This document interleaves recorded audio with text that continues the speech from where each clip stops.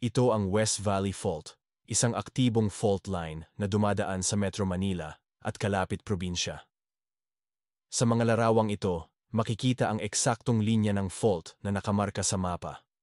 Dumadaan ito sa Quezon City, Marikina, Pasig, Makati, Taguig, at Muntinlupa, pati na rin sa mga bayan ng Rizal, Cavite, Laguna, at Bulacan. Ayon sa mga eksperto ng Five Volcs, kaya nitong magdulot ng lindol na magnitude 7.2, kilala bilang The Big One. Kapag nangyari, libu-libong gusali ang maaaring masira at daan-daang libong tao ang maapektuhan. Mahalagang tandaan, huwag magpatayo ng bahay o gusali mismo sa linya ng fault. Sa mga imaheng ito, malinaw na makikita kung saan tumatama ang bitak at ito ang dapat iwasan. Huling gumalaw ang fault line mahigit 300 taon na ang nakalipas.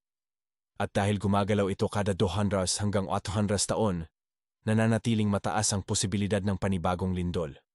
Kaya't paalala, maging handa.